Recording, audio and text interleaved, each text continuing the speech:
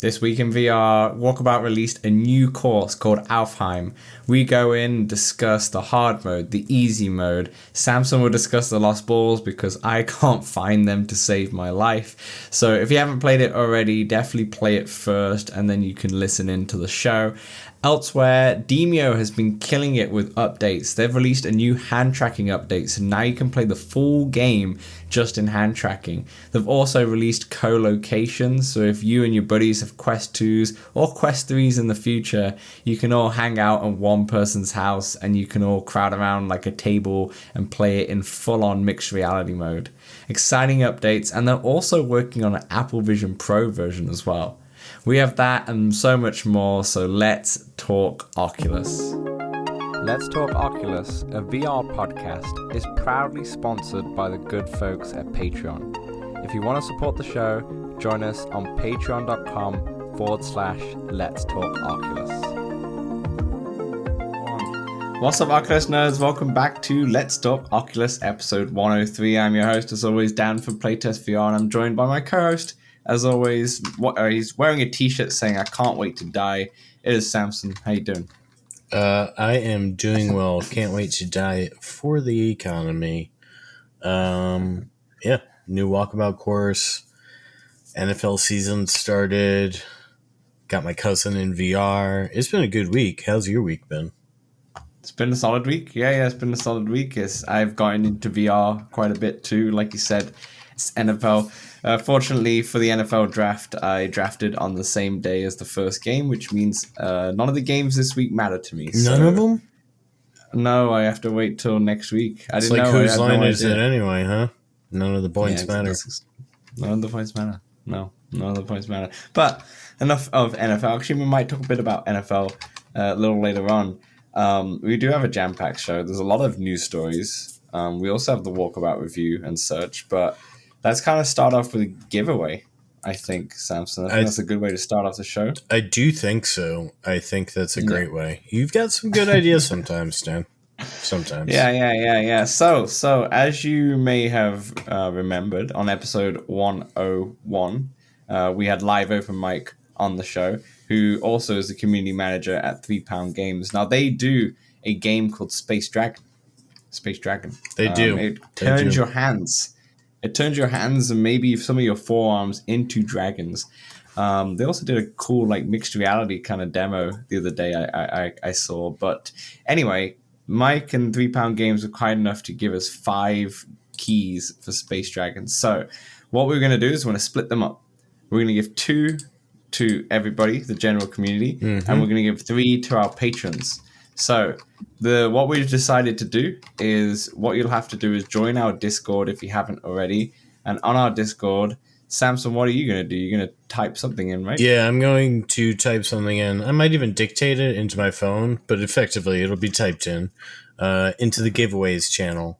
And what you're going to have to do to enter this giveaway is simply thumbs up that giveaway post, and you'll be entered. And I will randomly select somebody in a week from today, which will be the 21st, I believe. Yeah. Which I think is the last day of summer, somewhere around there. I believe autumn is maybe. Is right it's there. perfect. Yeah. I'm sad that summer's disappearing, but actually excited because it's NFL Sunday, Monday, Thursdays. It's Survivor. If anyone watches that still on a Wednesday, that's still around. It's still around. Season 45, I think, and it's the perfect time to be gaming. It's the perfect time for VRing. So I'm excited. I'm excited for the fall. But I wanted to quickly say with the giveaway, if you're feeling more adventurous than Samson, feel free to put dragon emojis instead. There might be dragon emojis in my post, Dan. So yeah, there might be. There might be. And maybe even like a few exclamation points. All right, so that's the giveaway. Now let's get into what we've been playing. Samson, what have you been playing? I have been playing my weekly Breachers game. Where I did a little bit better than I did last week, but not too great. Again, not too great. Now you can see this on your YouTube channel, right? You can see this on my YouTube channel, Samson143VR, on YouTube. Maybe I'll put like a link in the description or something like that if I remember. But yeah, we usually play for about like 90 minutes or 2 hours on Friday nights. And yeah, you can watch me get killed, really. Yeah. Yeah, Then that's fair. we played some Sweet Surrender on Tuesday, Dan. That was pretty fun. Yes, for those of you who don't know or haven't seen it yet, we do a weekly live stream every Tuesday. Well, I guess Samson does, and then we'll have guests and such who are commenting or on the actual stream itself. So the last 2 weeks, it's been me and Patreon Dave. And yes, what did we play? Sweet Surrender, right? Yeah, Which was it's a been really really good fun. game. Yeah. Yeah, those Sweet Surrenders are really like if you want to go back to onto the LTO YouTube channel and have a look at some of that live stream. It's a cell shaded graphics, it's a roguelike. There's some sweet ass guns in there. We had fun. We had fun in that game. We do. We are yeah, we're being pretty good entertainers. Thank you, Dave, for joining us. And yeah, I think coming up we have, I guess the next one will have aired, right? Yeah, by the this time the airs. podcast is, So, but we do have the next one planned. So, I believe the next one you'll be traveling for. So that will be the first one without you. It'll be Dave, me, and fan of the show and Patreon Jenna is coming back. Nice. And yeah, I will be playing Trover Saves the Universe. Interesting. What is Trover Save the Universe? For those who don't know. Oh, it is a platformer. It can be played flat screen as well. It is on Quest. I'll be playing the Steam version. And it is in the vein of Rick and Morty. Goofy, bizarre, crude humor. So Okay. perfect for Jenna. Okay, that's exciting. So, yeah, for those of you listening, on Tuesday on the Let's Talk Oculus channel, we stream that at 9:30 to 10, probably. Normally a 10 start time Eastern, Yep. right? That'll be the 19th, 9/19. 9/19th. Yes, I'll be watching from afar whilst I'll be in Toronto for that on the actual correct time zone. There you go. Late night. Perfect. We spoke about it, so we might as well go into it right now. NFL. I'm in the mode. I'm in the zone. So what did I do? I booted up NFL Pro Era. Did you? Quest. I forgot you own that. You weird. Can't believe you bought it. It's actually, I mean, it's a good game. $30 is expensive, but hopefully the next one should be coming out soon. It's no longer 30. Yeah, it must have dropped price. I mean, it is a sports title that I think is going to be updated. Yeah, it's going to be updated every year. So there's no point buying it now, and you might as well wait for the second one that comes out at some point this fall. Shame they couldn't really tie it for release at the start of the season. But yeah, just got back into it. I forget how much I did enjoy NFL Pro Era, to be honest. Just being in a quarterback, and I'd always play the part as well. Just pretend that I'm... Well, probably not as good at Patrick Mahomes, but I pretend that I am a better quarterback than Derek Carr for the Saints. So I try and be better than him. But yeah, I forgot how much I enjoy that game and have fun with it and really get into it and such. Obviously, it has some issues, and we've discussed that in prior podcasts and on my YouTube channel as well. I think. Most of the issues, well, not most, but the issues I heard of were that they were promising updates that then never came, that then now they're essentially paywalling behind buying the next game. Yeah, the two major issues is one is a actual game breaking bug where you can rush if you wanted to and you could beat everybody. So I could be on like the opposite touchdown line, my own touchdown line, and I could run straight past everybody. Yeah, even on the hardest difficulty.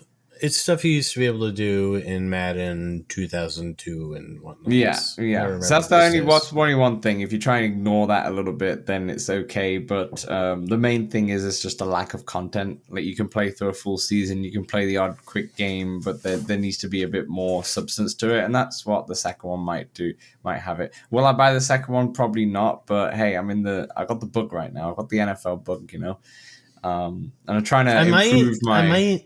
I might try and ask him for a code, Dan, because I am not going to buy that game. But fair enough.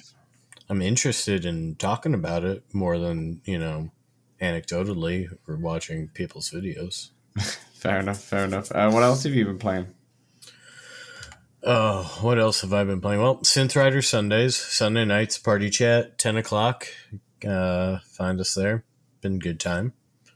Mm-hmm. Um, I like how you got like a nice routine going on. Tuesday it's the live stream. Friday is the breaches. Sunday Also live is stream. yeah, also live stream. Sunday is the synth riders, and obviously somewhere trickled in between there is a Discord meetup as well. Yeah, we haven't been meeting too often with the Discord, but yeah, that's usually and usually I've been playing Monday chess with D-Max. We did miss Labor Day, but I think we'll get back to it. Nice, nice. So you 3 got like a days nice ago. VR routine right now. Yeah, solid routine. Dan, this week I played some Walkabout, Dan. But before we get into the course, I gave my or loaned my cousin a quest 2 months ago. Took him 2 months to finally get in. He texted me this week. He's like, "Let's do it." All right, we get in. Game of Walkabout. Joyce joined. I think it was just Joyce the first day. Uh, my apologies. The second day, I think it was Joyce, her sister Jamie, and Dave. First day we played 2 9s. I believe we did the easy nine, first front nine of space level. I forget the name off the top of my head. And he did pretty well, honestly. I believe he was par. Nice.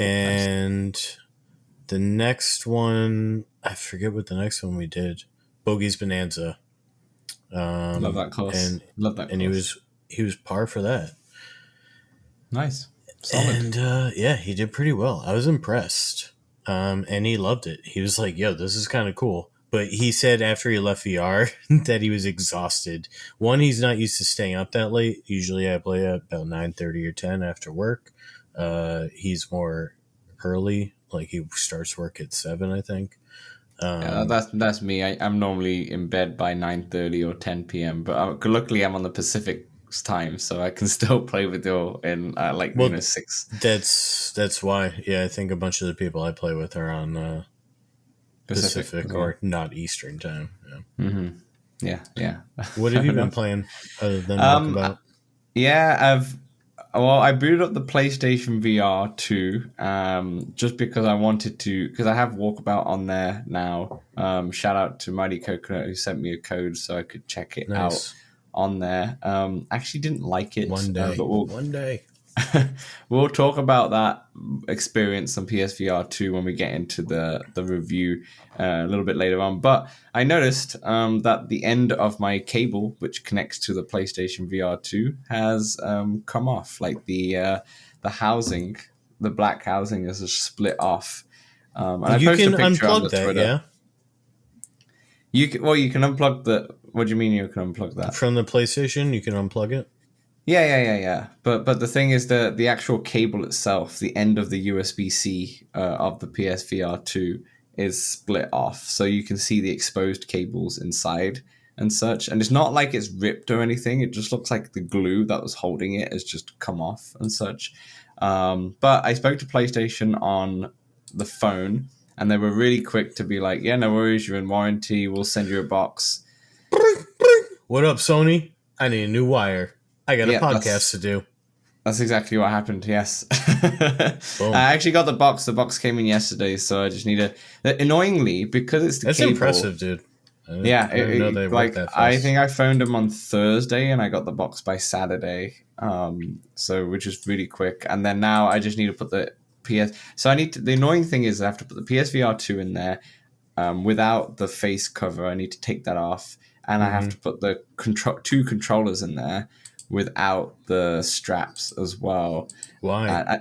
I know, and I have to send the whole thing back, and it's annoying because they didn't make the cable user accessible. I mean, technically, you can see where it connects in, and you could technically jank it out, Hmm. but it's not really user accessible, right? It's meant to be like you're not allowed to touch this cable and such. Where if they made the cable just standard USB C to USB C, like an Yeah. Oculus Link cable that you could just plug in, this would make Right. it so much easier because I'd be like, yep, it's split off. They could go, okay, we see the picture that I've shown you. You could we'll just send you a replacement cable, And then when we send that replacement cable to you, you put your old cable back in there and you can ship it back to us. That would be way more efficient. But now I have to. That's how it should be. Yeah, but now I have to put the whole unit inside this box. I have to send the box, and then I have to wait. It says up to 20 days or 20 to 30 days, this whole process, once I send it. But the guy on the phone said normally it's like 7 to 10 days. So I'll send that off. That's not bad. So it'll be PSVR 2 less for a couple of weeks and such, which for me is not really a big deal, but for some people it could be. And so I have to send that off to them, and then maybe I'll get it back by the end of September kind of thing. Okay. Which is it's just a bit of a like this could have all been solved if you just did a standard USB-C replacement, Right. such like that, But you have to send the whole thing and such, and it's annoying to be honest. But it is what it is. Like I said, it doesn't really bother me too much. I play the Quest 2 95% more of the time, but plus the weird thing is that as people know listening to this podcast, I hardly play the PlayStation VR 2. Hardly. And the fact that it's just kind of split is really weird because I always unplug it from the system and I always roll it up nicely and put it on the side. Well, that's why you've been rolling it too tight, It's been that bend. I was right at the You gotta roll it around like the elbow, get a nice wide bend, Yeah, maybe. I don't know. Maybe. We'll see. Honestly, I'm not gonna lie. My walkabout experience made me want to potentially sell this system.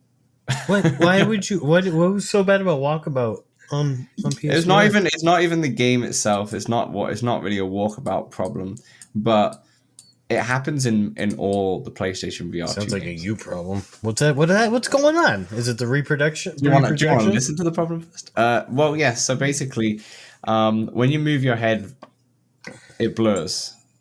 Right, when you move your head around, it blurs the vision whilst you're moving your head around. Isn't it? My interpretation was that it only does that when you do smooth turning with the joystick. Okay, so this is just my head, not when you move to do it with your head. Yeah. So this is just my head. So it happened in Horizon as well. When you move your head, you can see it, but it's not too crazy in Horizon. You see some ghosting and such, but you when you move your head, it can get a little bit blurry. But then, like I said, it's not game breaking. Yeah. With Walkabout, because you're moving your head quite a lot, right? Because you're moving your head all the time in VR, but you're moving your head quite a lot. It blurs every time you move your head, and it's really annoying because I did the course. We'll talk about the course in a second. I just did it in easy mode, and then I went into Atlantis, and I went into another one or such to see it. Also, I thought the graphical difference between the Quest 2 version and the PSVR 2 version wasn't huge. I mean, it's not expected to be, but the blacks, I imagine, are much darker. Actually black. Yeah, I guess so. It's not like a massive difference or anything like that. But you're probably not expecting that anyway. But as soon as I went back to the Quest 2 and played the Alfheim course and such, no blowing whatsoever when you move your head and such, as we already know. It just threw me off. I'm sure it might be something that you can get used to, but coming from a Quest 2, it's hard to get used to. It's that blurring, it kind of annoys you, and then it just feels like your vision's kind of off whilst you're playing. Another annoying thing that happened, and once again, this is not a Walkabout issue, I don't think. This is more of a PlayStation VR 2 issue, is that I kept losing tracking on my controller as well. Yeah, every time I'd move to the ball or something, my hand would be far on the right, and I'll have to shake my controller or try and get it back in position, and then it finally snaps back into position, which was another annoyance. And this is a Walkabout problem, this one that I'm gonna talk about. But you know how you can press a trigger and it will center you where the ball is pretty much? On the Quest 2, it does a great job, centers you in a great spot. On the PlayStation VR 2, it centers you way too close to the ball. No. It does that in the Quest 2 as well. You're right up on them. Yeah, but I've always feel I don't know, I always feel with maybe it's the controller kind of feel, but I've always feel with the controller, you're up next to it for sure, but you're in a decent spot. No, I don't feel I'm in a decent spot. I feel I'm encroaching if I use that feature. Interesting. because I've never had that issue with the Quest 2. With the PlayStation, I was like always too close. So I had to stand back every single time. Yeah, I don't even use it anymore. I'm just flying around. Huh. Interesting. That might be a user thing then. That might be a user thing. I don't know yet. That's an interesting one to investigate. But yeah, I was a bit disappointed, and then I was looking at it, and I said to my partner as well, and I was like, I re- every time I put on this headset, I always get disappointed, and I know that sounds really harsh, but But now you can play Walkabout with her. yeah. I mean, I'm also going to get the Quest 3, and that will solve that problem too. So if I don't sell, I'm going to sell the Quest 2. I don't know. But yeah, I don't know. It's one of those things, you know. I think I'll have to sell it at a pretty loss. But then the thing is, if I sell it, then it pretty much pays for the Quest 3, give or take. So, you know, it's one of those That's what things. we got the Patreon money for. God bless y'all. Yeah. So yeah, I'm in that zone right now. My thoughts aren't clear. Maybe when I get the replacement model or so, I'm going to stick with it for a little Maybe bit. once you see Arizona Sunshine 2. Yeah, Change maybe. your mind. Maybe. You don't have a PC. Unless you're going to buy a PC out there. I think the biggest PC, maybe.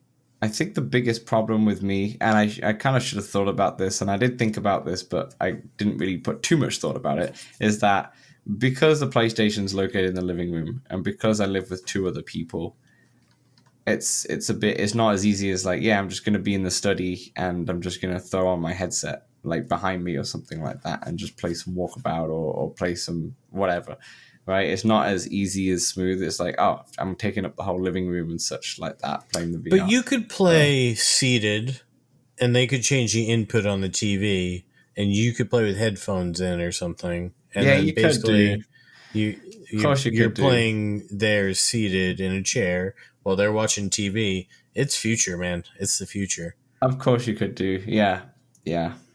Of course you could do. But anyway, let's stop dwelling. I always feel down when talking about this stuff. Or maybe I'm it's waiting just for a. deal. It's really I a want a deal. Do you want it? Do you want me to ship it Yeah, to you? I mean, sure, I'll take it. Do you want me? I could But, ship it to you at a hefty discount. I'm hoping for a Black Friday deal because I need the PlayStation as well. Yeah, well, if you want mine, like when I get my replacement one, which will be not I untouched. imagine you want your PlayStation though. No, I'm keeping the PlayStation. You'll have to Yeah, source that's what I that mean. yourself. Yeah, But the PSVR 2, if you want a cracking deal, let I'm me know. hoping for a bundle. Let me know, everyone listening, who if they were potentially interested in a cracking deal. I'll on leave an PlayStation autograph VR 2. in. Yeah, I'll autograph the front. Anyway, that's enough of PSVR 2 stuff. Kind of let's talk about Walkabout with the new Alfheim course. So this one... Dan, yeah. do you know the show Elf? No. Have I you know the heard movie Elf? Elf. No, not Elf. Alf. Oh. Alf. No. Okay. No. All right. Never mind. Anything else? Do you want to elaborate on that? No, it was just like a sitcom in the 80s, I believe, possibly the 90s. 86. I'm looking at it now. There I've you got 44% on Rotten Tomatoes. Yeah. Has this got anything Is to that do? users or is that critics? That's users. Wow. This got nothing to do with the course. No, just but the same name. the fact that it's called Alfheim just makes me think of it. So Fair enough.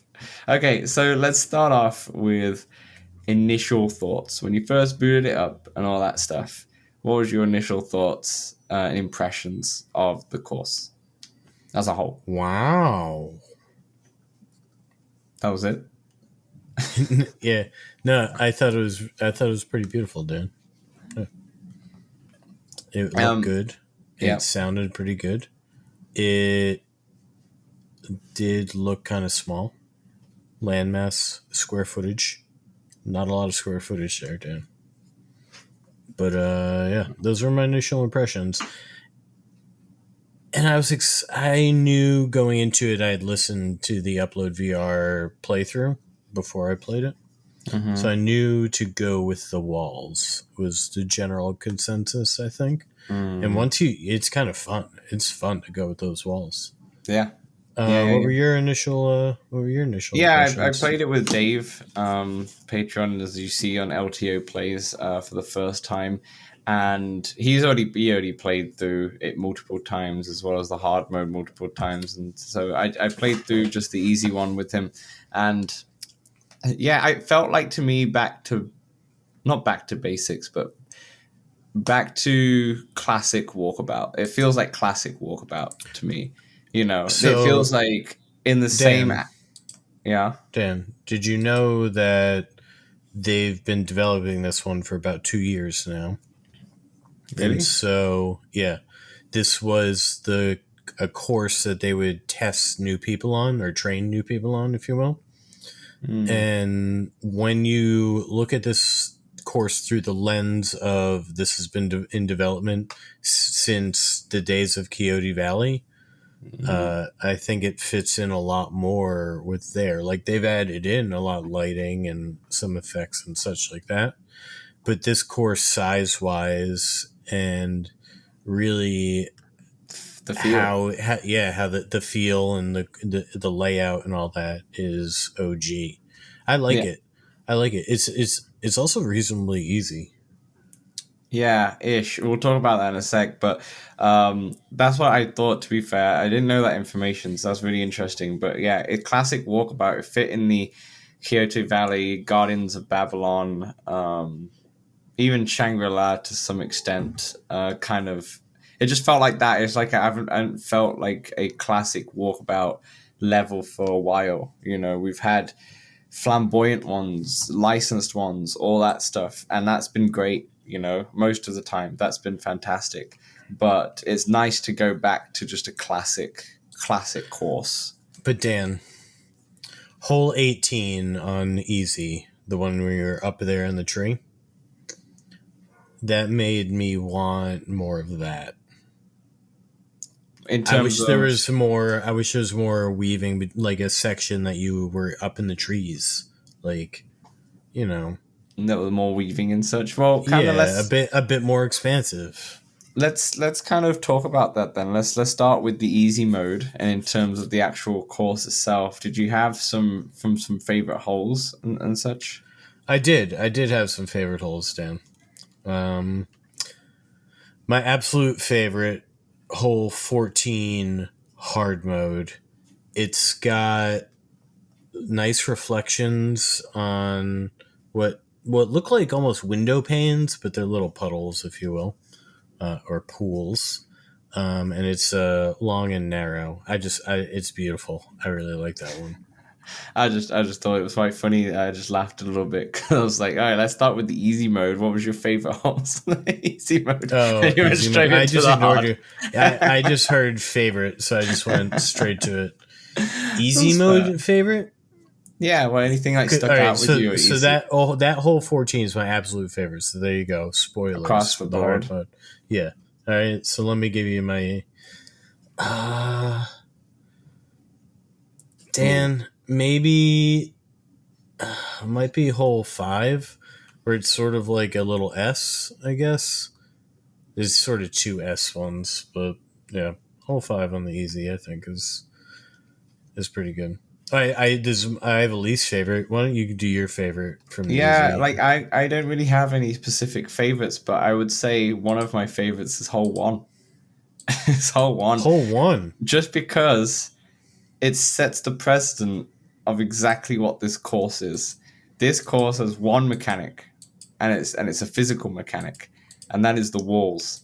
And you got to play the this course on easy is fairly straightforward. It's not like really hard or anything like that. I'm just talking about the easy mode at the It's all moment. Like about weight. it's all about the walls. This is what the course is all Yeah, and about. Like how hard you play it. Yeah. it's all about using the contours. Well, not using the contours, using the curves and Yeah, such and yeah. curvature to manipulate it. And this course, for That's like it. That's why I like 5. I feel like it plays into each other. absolutely, It and S this this curves. Yeah. this course is a great course for any new person in Walkabout. Right, anyone new can go into this course and have a great time. Dan, my cousin This was his first weekend. This was his second night in VR. I had him play the easy course. Boom. And I was thinking, he said, so I asked him to compare it to the first night where he played 2 OG courses. And he said it felt like those, but it was a bit more technical, which is pretty accurate, I thought. Yeah, unlike the last few, which have been more, this is actually maybe a little bit too advanced for people starting in. But okay, so there's two people here. There's the one person who just wants to go in and have a good time, and this is a great course for that. You can just go in, play some walkabout, simple enough, and you have a great time. The second person are the tinkerers out there, the people who like to play with physics. They like to hit it on different blocks and see what happens. They like to hit it on different walls. They like to do some trick shots and go behind them and hit them. That's the best way to play this course, because that's where you're going to find it's going to be very satisfying, because there's a lot of, it's not too, some of the holes aren't too difficult to work out where the best way to bounce off the walls and such are. And when you do master it, it's like, oh, this is fantastic. I can get a hole in one mostly every time, or I can get very close to the hole every time. There are a lot of hole in ones, yeah. And this is for the tinkerers. This is the ones who like to just play with the course and play with the physics. And that makes it really exciting, because this course, if you went start to finish and you just played it like a normal course, say, you would probably get maybe -5, -3, something like that. You'll probably get a decent score. But if you can master the tinkering, you can get some top high scores. My first time playing was with the group, with Dave and all them, and I got -14. I got 3 hole-in-ones. You're a veteran, that's why. You're a veteran. Yeah, but it was my first time playing this course. That's fair.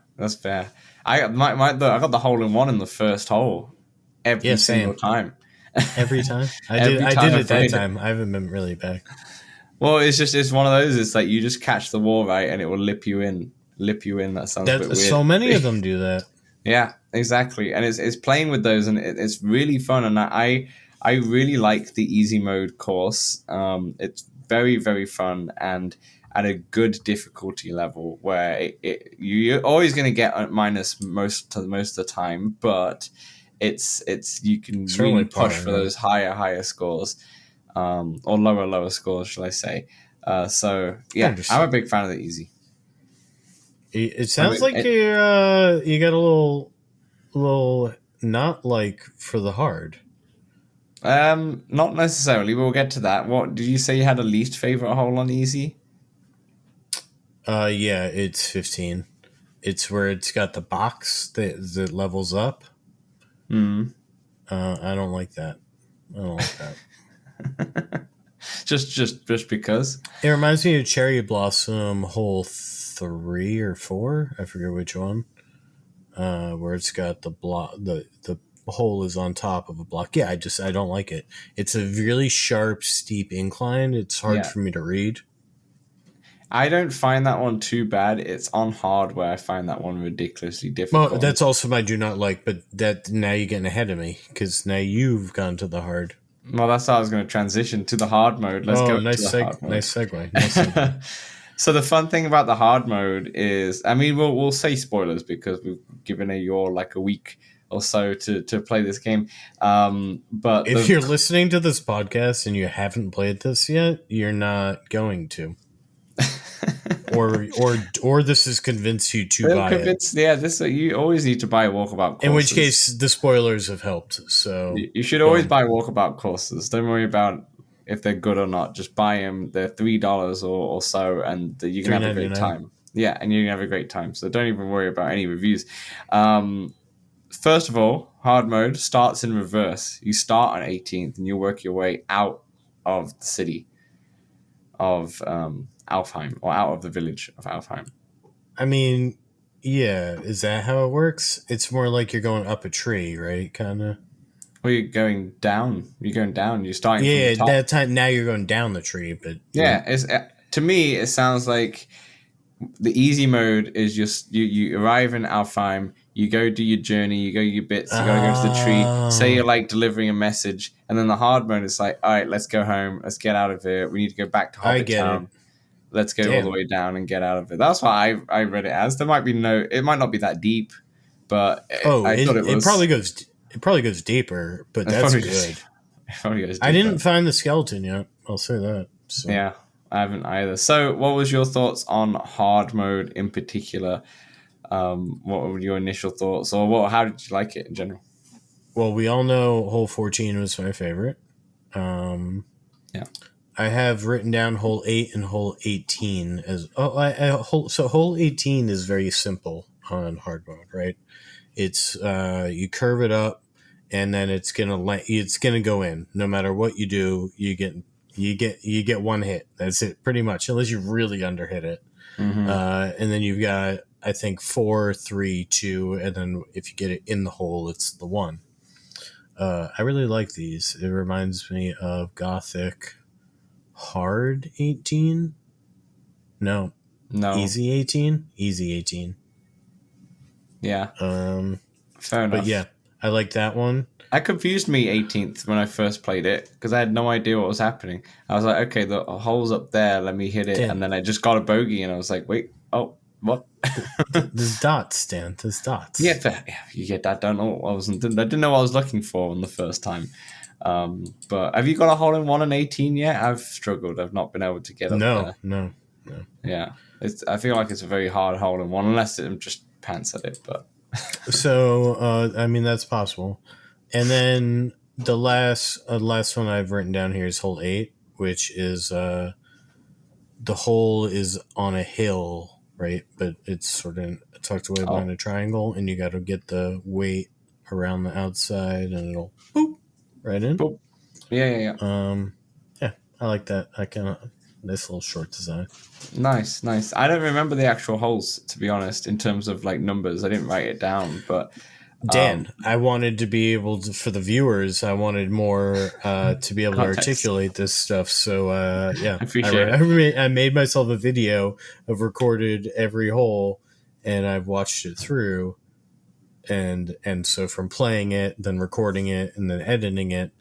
That's preparation right there. I appreciate that. The listeners appreciate that too. I didn't write this down. Viewers. But I'll tell you my experience because I've only played hard mode once, and I'll tell you my experience.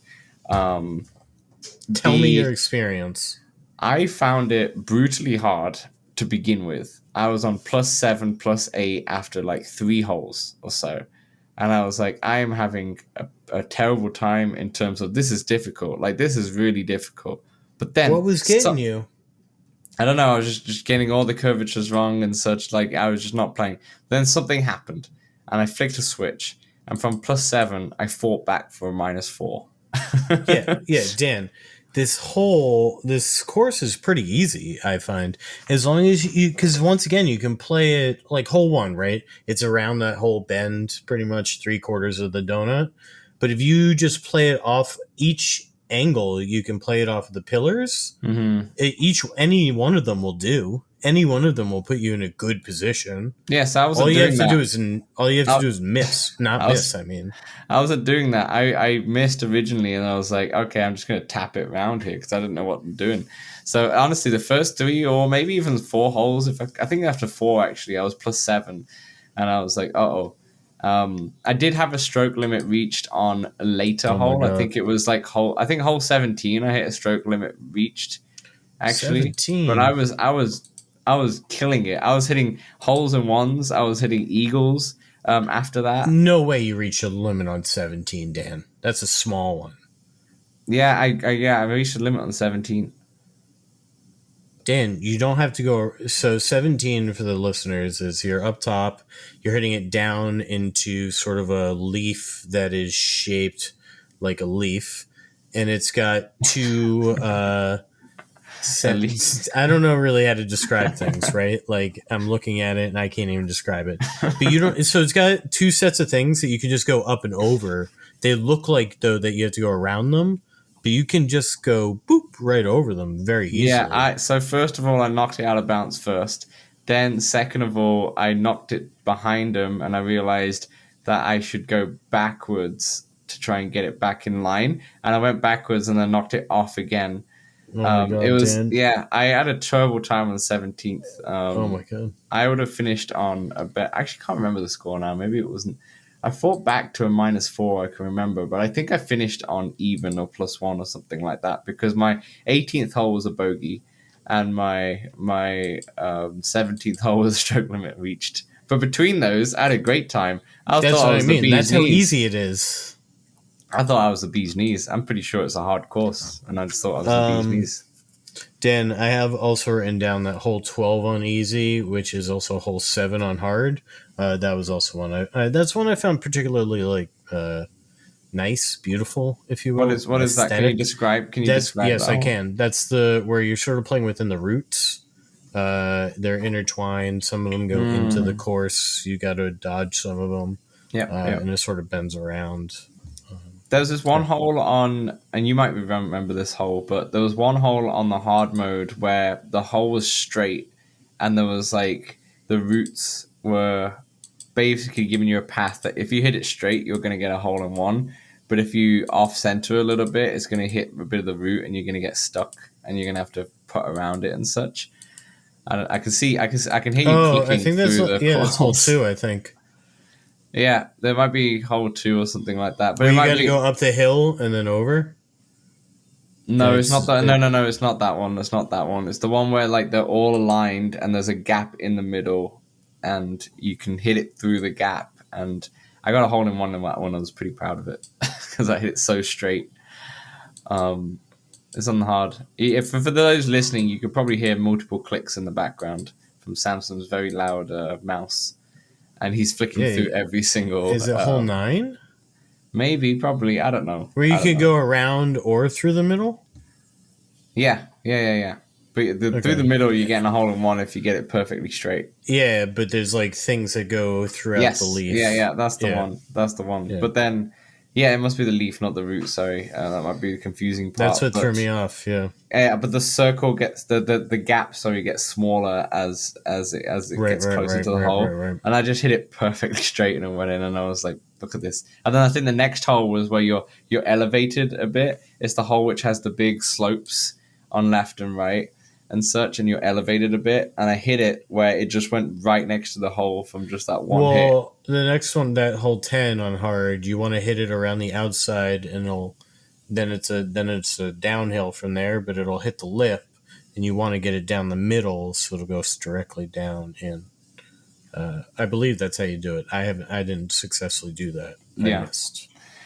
Let's move on a bit. Have you found any balls? Did you have a look at those? I found some balls. I found looked at 0. some balls.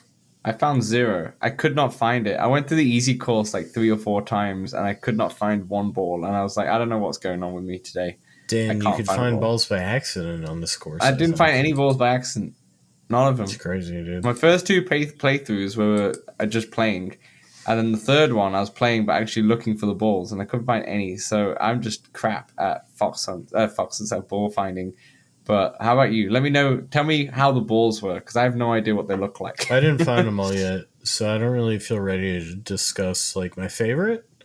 Yeah. Or really any of them, because I don't particularly remember. I was focused more on Fair enough. the play of each hole than the balls. Yeah, fair enough. And then finally, did you do the fox hunt at all? No, but I did see it. Like I played with somebody who had the putter. Yeah. Was it nice? Yeah, it's pretty nice. It's a bit more simple. It's more simple. That's nice. I like the simple putter though. It's got some sharp angles. I liked it. It's white, I believe, with some green.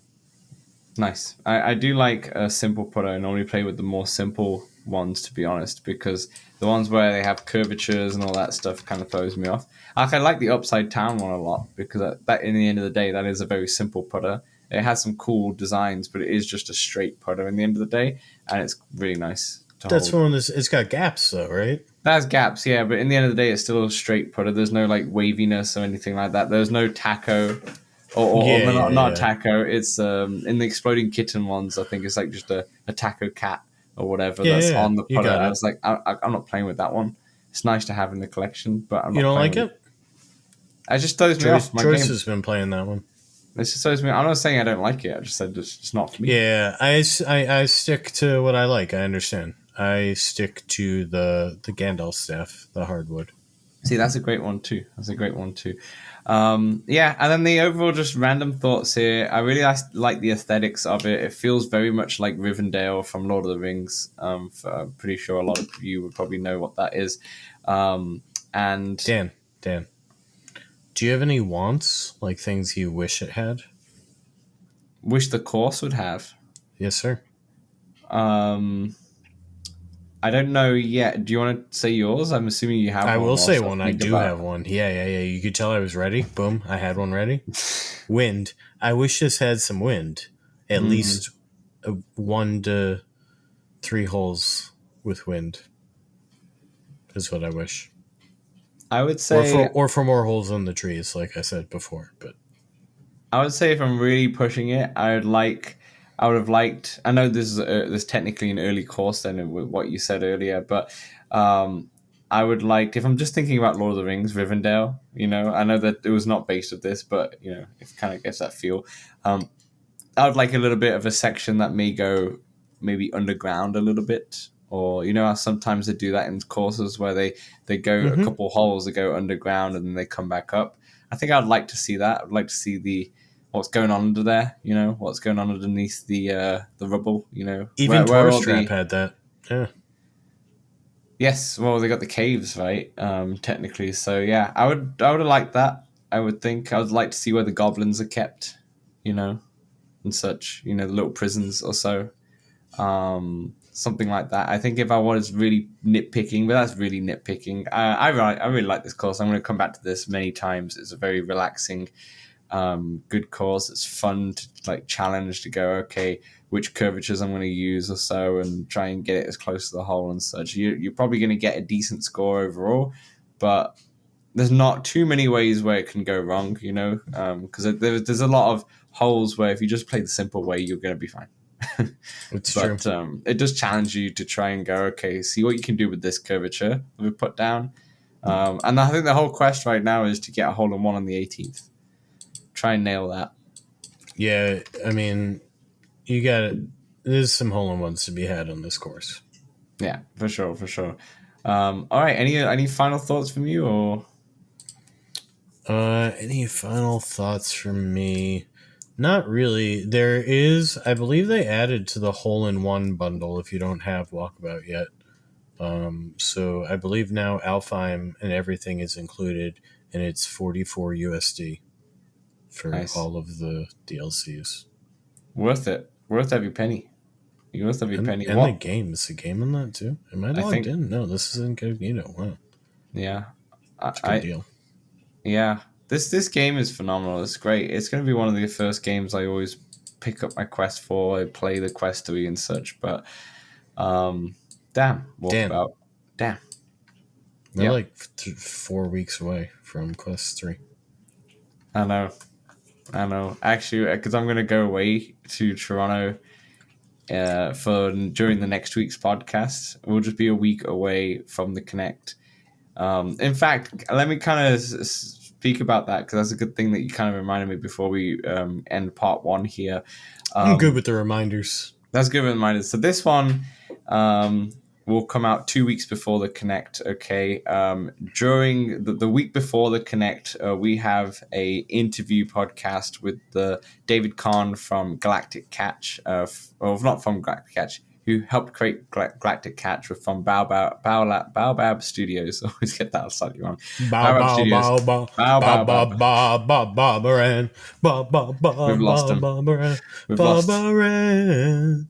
Now we got demonetized because of how good that was, and I think. Yeah. So we've lost Samson here.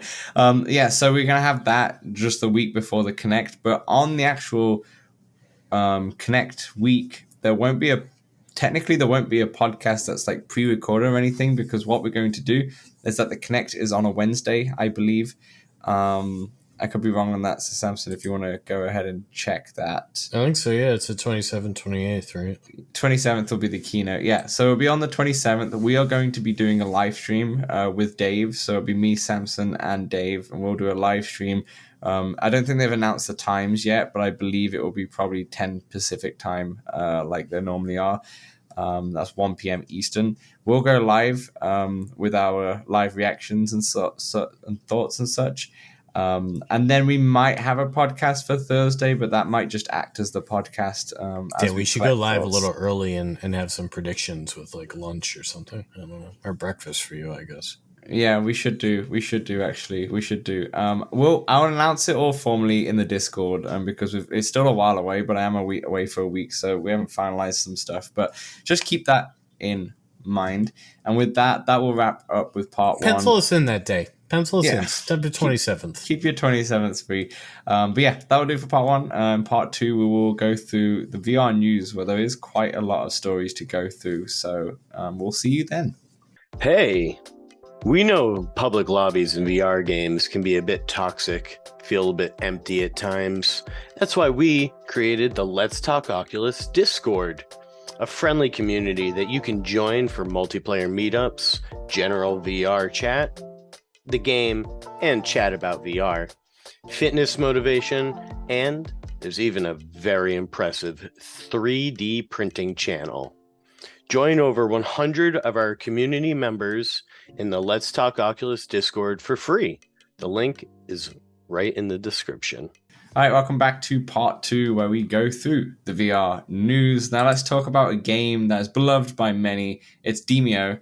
Demeo is such a top quality game on the Quest 2, and it's amazing how far it's come. And their latest update, takes it to another level. It now supports hand tracking and supports co-location on Quest headsets. Now, what is co-location, Samson? Do you know what that is? Yeah, I believe it's what dolphins do. Yeah, maybe that's exactly what I was thinking about. But there's maybe the second definition might be where you can play locally with your Quest 2 headsets with 3 other people, and you all see the same board. So you can all sit around a table and play the game. Stuff that you want to do with your Tilt 5, for example. Yeah, exactly. Couch co-op is here. And let me cheer. Ooh, ooh, ooh, ooh, ooh, ooh, ooh, ooh. I think this is wicked. Yeah, right? it's not cool until we get the Quest 3 down. I'll say that. It isn't. Yeah, you're right. Because, okay, so obviously we know that Demeo supports mixed reality. Okay, it supports that well on Quest Pro, and it supports it okay on the Quest 2. And the reason why I say that is because of the black and white, the haziness of pass-through and such. It's not, the Quest 2 wasn't built for mixed reality, right? It wouldn't have that biggest thing in mind. Exactly. Yeah, it's terrible. Yeah. No, which is it is what it is, right? But the cool thing is that it's decent on Quest Pro. It's not amazing on Quest Pro either, but it's decent. And the fact is now that if you had up to 4 people coming around your house, you have your maybe people have their board game nights. I know some people like that. You can have that. You all bring your Quest headsets to the house. You put it on. You can see each other. You can drink your drinks. You can high five each other. But you can also play some Demeo. Can, but here's the thing. Who has this many? And if your friends live far enough away, isn't it just easier to just play this game not traveling? Yes, but the whole social aspect of that is going to be fun because, like, imagine if you do have your buddies near in your neighborhood and you come over for a board game night and maybe you play some Demeo, maybe you have some snacks. You host a game night, there's snacks, there's nachos, maybe not nachos, but there's chips and dip and all that stuff, and you can get in. Now, Samson, the issue with this is not an issue, but like it's a bit of a, it's a bit pants because you had controllers. So that means you have to put your controllers down to grab your chip whilst you're having chips and dip. You have to, and then you've got mucky hands, and then you put it on the controllers. Yeah, you got hand tracking down. And you don't want to do that. But now you got hand tracking. Tracking, so you're good. So you're hand tracking, you're playing with these cards. Hand tracking's updated a lot. I actually wanted to test this earlier today. I downloaded Demeo back because I had to delete it because of my tiny quest, as we all know. But because I downloaded it back, it didn't keep cloud save, unfortunately. So I had to go through the tutorial again, and then I was like, this will be another day. You can't you quit it?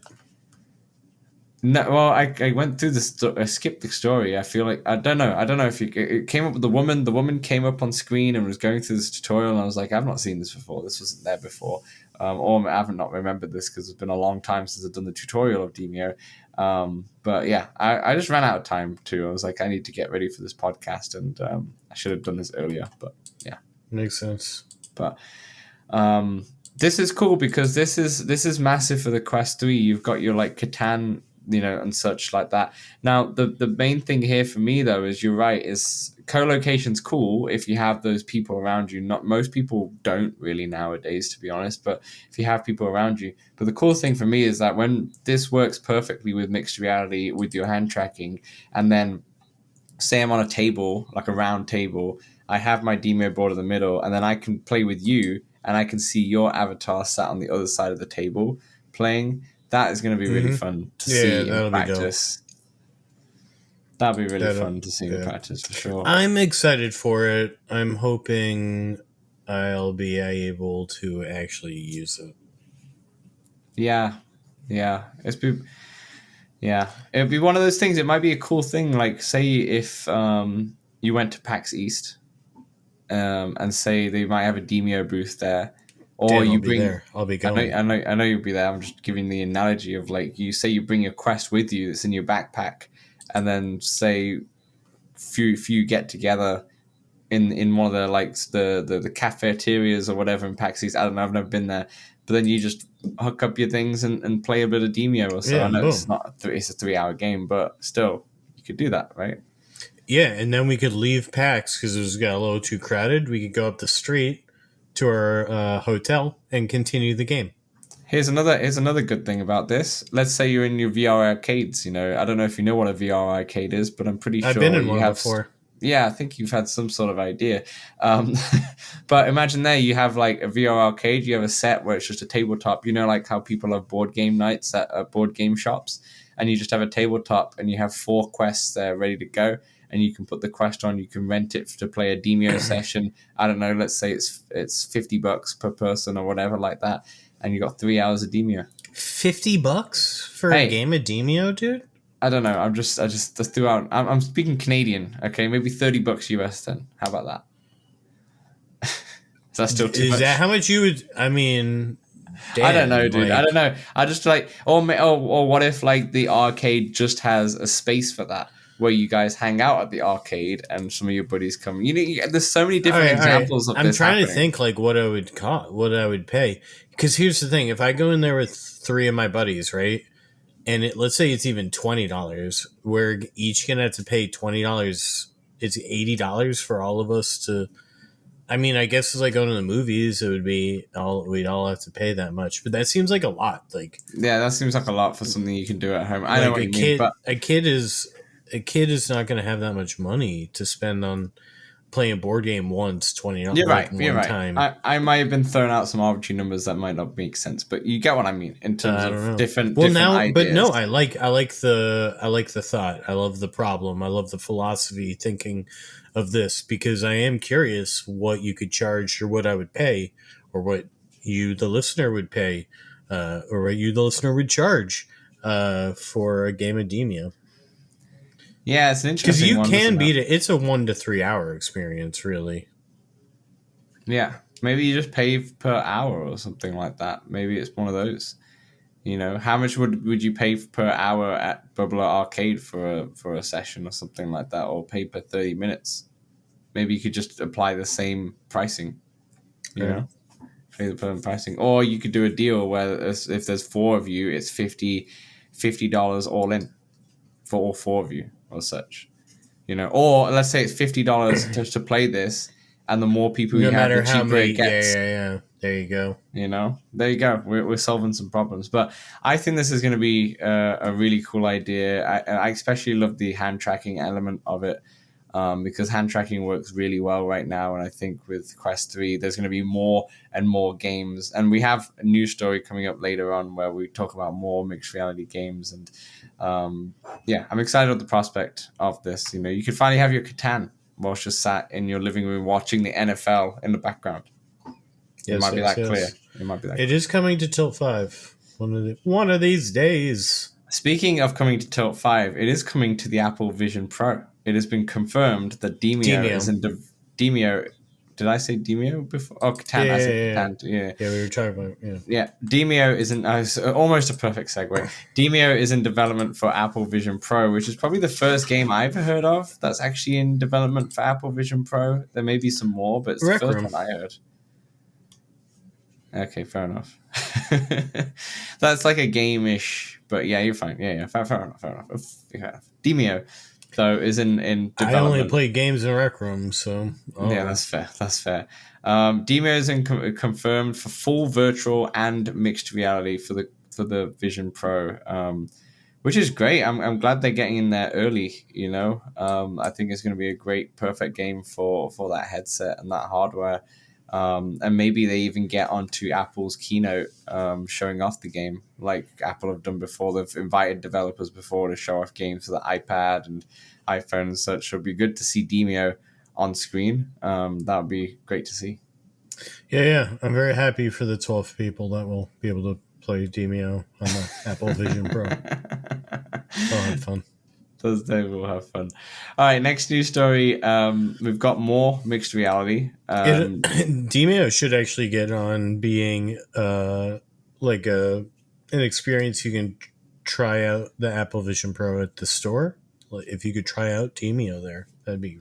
Oh yeah, that'd be cool. Like on one of their like tables or something. Like you could maybe they do like a quick 2-3 minute demo that you can just boot into and roll some dice, do a couple turns, kind of thing. Just roll some dice. Just roll some dice, paint some figures, something like that. Okay, so we have Drop Dead the Cabin has announced a new mixed reality mode coming this fall. Obviously, over for the audio listeners, Samson's she's now Drop Dead. It's coming this fall. The Cabin. It's called Home Invasion. It looks good in theory. It's going to be where like zombies will arrive through virtual windows, through virtual doors, virtual holes into your home, and you have to kill them. It's going to be a free update as well in October when obviously the Quest 3 will release. Thoughts on this? Yeah, it looks pretty cool. I like the idea of a horde mode in my living room. Will this have the co-location? No, this is a different game. This is. No, I know, but if it has like co-location and I can do it 2-player in my room, it's way cooler. That's true. I don't know if I've not played Drop Dead for a minute because I don't think I really liked it, to be honest. But I don't know if it has a co-op. It does have co-op. I have played it for a minute. There's a few listeners out there that have it. This one, I've played the first Drop Dead way more than I played the second one.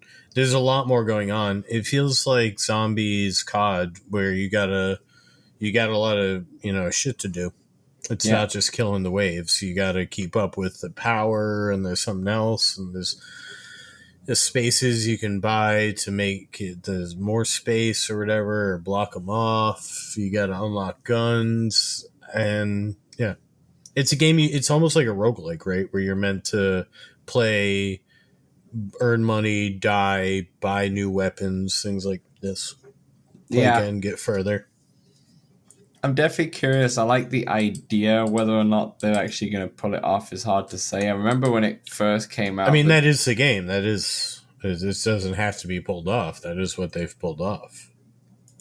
But whether or not it pulls off correctly. If it works as in well, mixed reality. I mean, the game is probably I don't think you're buying this game for just the mixed reality. No, it might. I guess if you're teetering, it might push you over the edge. I think you're either into this game or not. And I don't think that mixed reality version is going to be the main way you're playing this game. I think it's a cool thing to show off. I think it's a cool experience to try out and do, and probably see how far you can get. Maybe try. It might be different in different rooms, so that could be cool. Like take it to a buddy's house, try it their space, things like that. But I don't think you're getting this game for that experience, so to say. Could be, So it could be I 60-40, 70-30, I don't know. I agree with you in normal sense, but I disagree with you in terms of because the Quest 3 would have mixed reality and it's a big selling feature. I think a lot of people buy this game on launch just to see what this looks like. And because there'll be a section in the store where it'll be like mixed reality games, Demeo, Drop Dead the Cabin, whatever else there is. Yeah. And people I've just- been buying a bunch of games just to play. But I'm not a normal consumer, Dan. I don't That's what know I'm how bad. many That's people what I are mean. buying this just to do that. I think most people will for this specific game because this is your typical zombie. Oh, let's just buy this. This looks cool, kind of thing. Or play it for a few minutes or so. I think most people will buy Drop Dead in particular for this. I think if that's who you are and that's why you're buying this game, I think you've already made your buying purchase. Yeah. This game's been out a while. Yeah, but the new Quest 3 owners will just want to like I would want to buy this game just to see it what it'll look like. You know, I don't really care about this game. Didn't like it, but I kind of want to see it working. But that's like, I mean, are you willing to buy any mixed reality game just to see what it's like in mixed reality? Where's your line? Where's your mixed reality? Yes. Where's your mixed reality line? At the moment, yes, because I think there'll only be a few, Okay. and there'll be like 5 or 6, and you're like, oh yeah, let me get some of these games and let's just see what the mixed reality. Moving that's what I forward, mean. I don't know Sure. if you would. Sure, yeah, then buy it. But there's a few others that if you're just gonna buy them all, then go buy them all. But I don't think that this is selling someone on this game. If someone's just interested in mixed reality, yeah, That's what I meant. they're gonna play it and buy it already. We're not convincing them one way or the other. Yeah, that's true. That's true. Moving on, this is a game that everyone should buy, even if they don't own it, or if they don't, don't care about mixed reality because it's not in there. But Pistol Whip has released or has announced its final season of the Overdrive. What they've been doing for this year.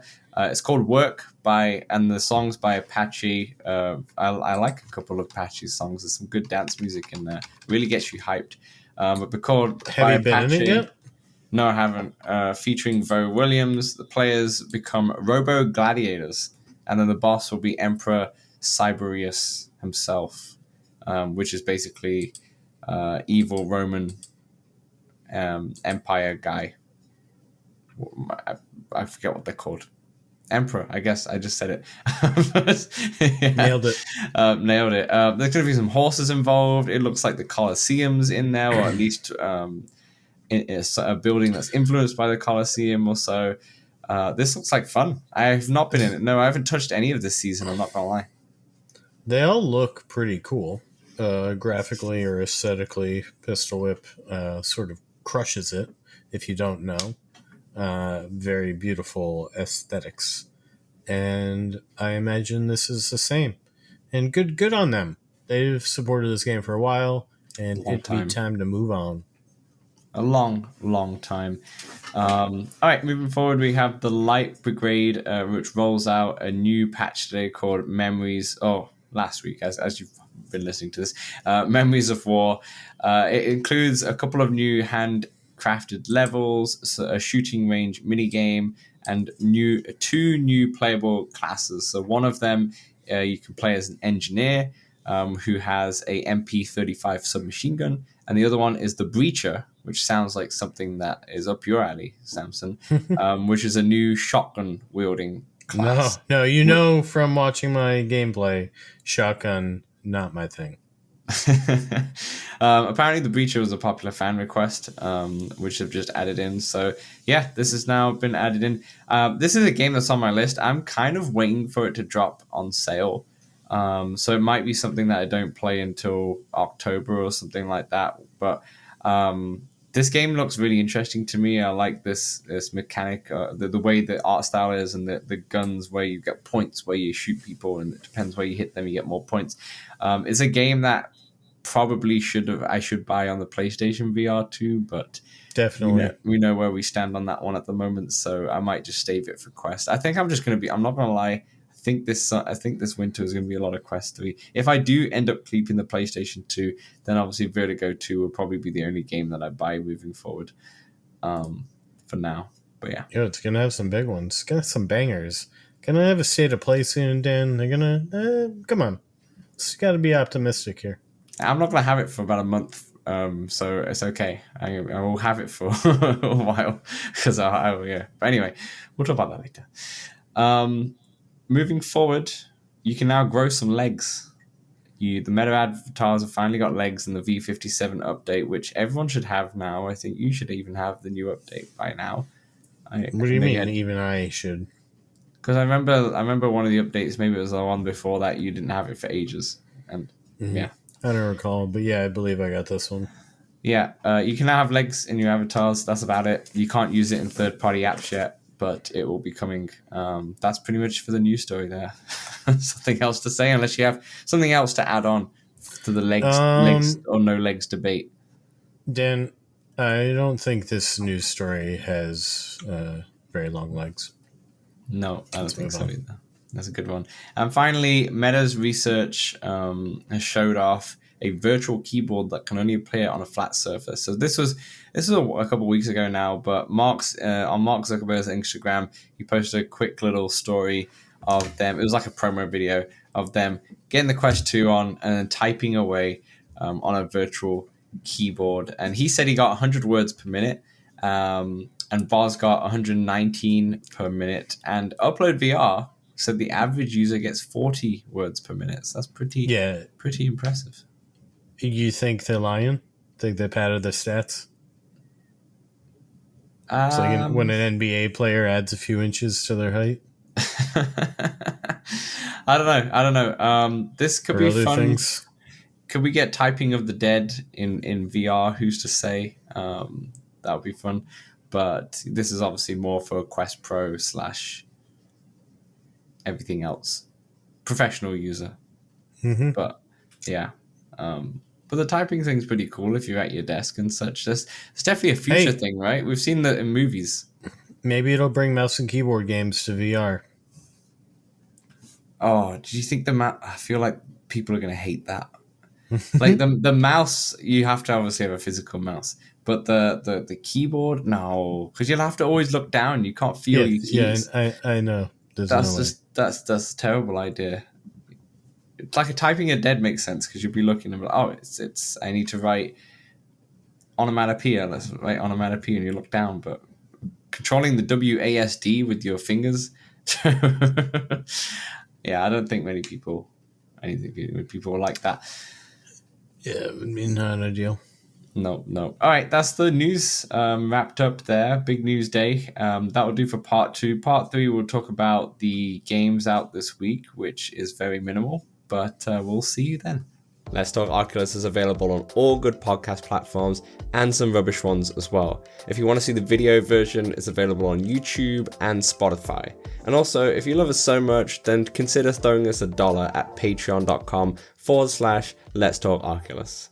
Back to the show. All right, welcome back to part 3, the games out this week and anything else. So, Samson, there's no real games that are coming out this week. It is almost Connect Day and MetaQuest 3 Day, which is kind of to be expected. There's been a few releases trickling in and such, but nothing too major. Yeah, TOS. Yeah. Are you interested in TOS? I'm not interested in TOS. What is TOS? TOS, I believe, is sort of like, it reminds me of Grab, actually, just a bit graphically different, better, if you will.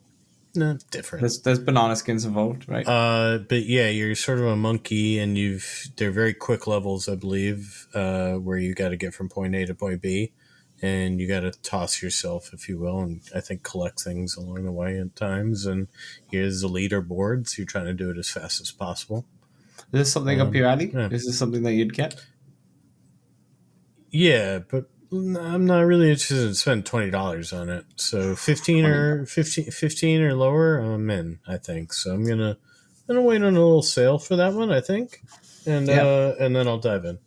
Yeah, for those of you, if you remember from last year, around the Connect time last year, there was loads and loads of sales on, just to bring the hype and such. So I anticipate loads of sales. So if you were anything, TOS, or I mean, no, TOS has just come out, so I don't know if it'll be in sale immediately. But like, if you think of something like Drop Dead that we spoke about earlier with the mixed reality, and you kind of go, oh yeah, I'm going to check that out when I get a Quest 3, then definitely do some shopping at the end of this month when the sales come on, because there's going to be a lot, like there always did around that time. But there has been a fresh month of the Quest Plus games, or MetaQuest Plus games. So members for the MetaQuest Plus, and for those of you who don't know or can't remember this is their monthly subscription, also annual subscription if you want. But every month, there'll be 2 games released where you can buy, and you can use those games until your subscription runs out. So if you stop paying for the service, you can't play the games. Kind of like how PlayStation Plus and such works if you're used to that. And it is $8 a month or $60 a year. But I wish you could gift it. Yeah, you cannot gift these. But this month, we have A Fisherman's Tale, not Another Fisherman's Tale, which is the sequel to it. We have A Fisherman's Tale, which came out in 2019, and Red Matter, which I also believe came out in 2019, maybe 2018 actually, for Red Matter. So a couple of old games right there, but A Fisherman's Tale is a beloved puzzle game, very charming and such. It's a game that I haven't played, but I actually should play this one. Have you played A Fisherman's Tale? Or Another Fisherman's Tale if you played the second one? I've played the first one, and then I got stuck on the very last puzzle and never actually finished it. But it's a pretty short game, 2 to 3 hours. I just physically, I knew what I needed to do, but I couldn't figure out how to actually. I got stuck. Apparently, other people have gotten stuck there before. But yeah, and I have not played Red Matter, but it makes sense, Dan. They're putting a lot of games here with sequels: Pixel Ripped, Red Matter, Fisherman's Tale, and then replay value with Walkabout and Pistol Whip.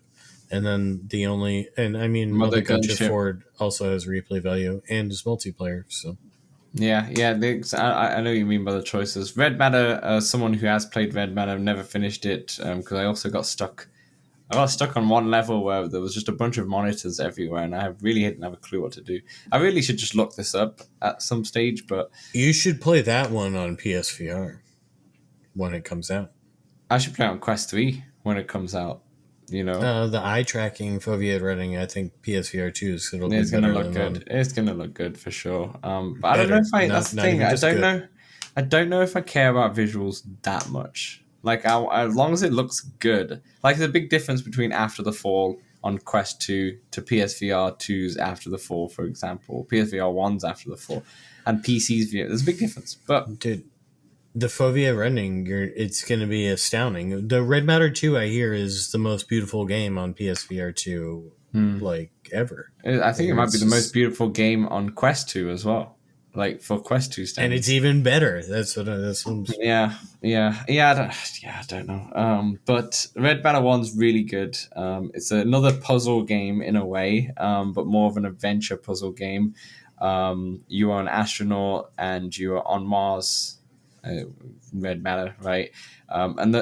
My favorite thing about this, even though it's such an old game, and I've said this in a podcast before, but my favorite thing about Red Matter is that your hands are shaped as your controllers, so all the buttons are all there. So it's a great game to kind of learn how to use VR. Intro game. Yeah, it's a good intro game, but it's also a very fantastic set piece of a game, and no motion sickness because you kind of float around like an astronaut. So everything's very relaxed and slow, and it's a good seated game too. I was gonna say, do you play seated?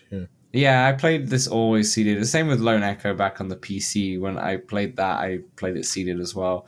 Red Matter is really good. A Fisherman's Tale, I've heard, is really good as well. So if you've not got the membership, this might be a good week to pick it up. It's actually a good week to pick it up because you could probably, if you're dedicated to this membership, both of these games you could have completed by the end of the month. especially a Fisherman's Tale, right? And then a red matter is a little bit longer, but still, and then you're good.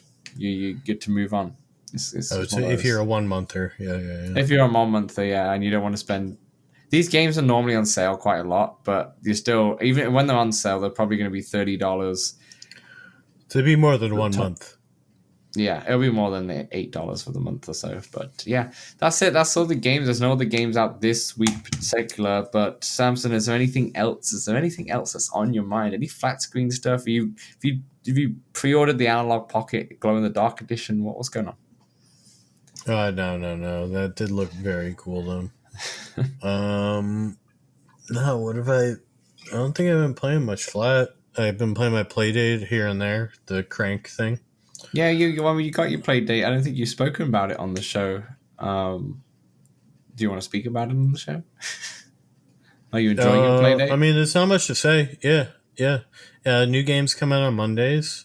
That's fun. Then you can buy some games. Well, you get a season 1 catalog, and those new games come out on Mondays until 24 of them, I think. So it's 12 weeks. And then I bought a few games, and one of the games I bought is my favorite. I think called Homebrew or something.